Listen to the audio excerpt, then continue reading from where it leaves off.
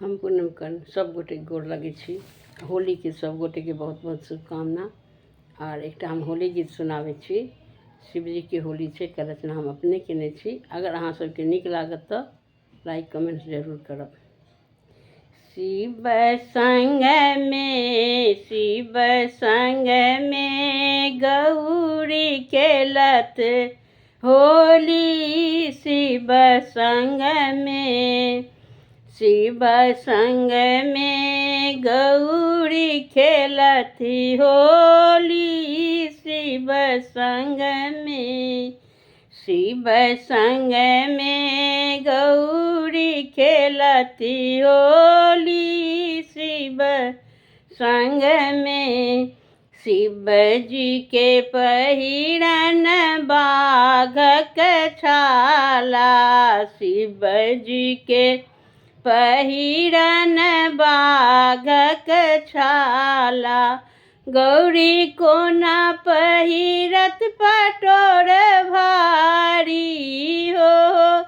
गौरी को न पहिरत पटोर भारी। शिव संग में गौरी खेलती होली। शिव संग में भूत प्रेत के संग में नाचती। भूत प्रेत के संग में नाचती।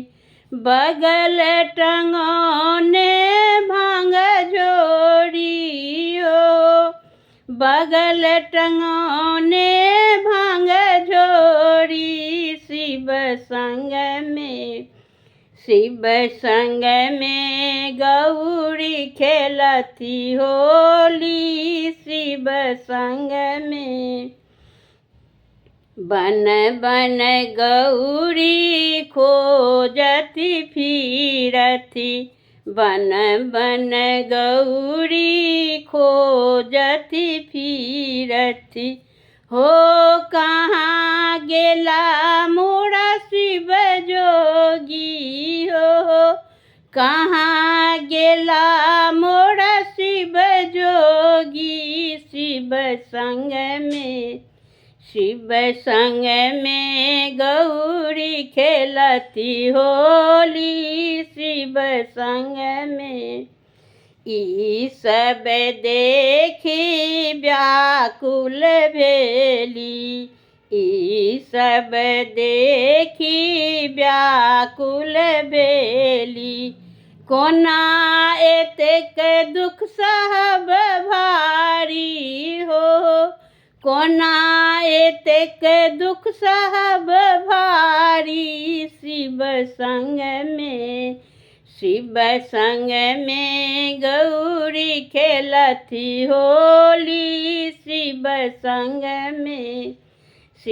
संग में गौरी खेलती होली। शिव संग में। धन्यवाद।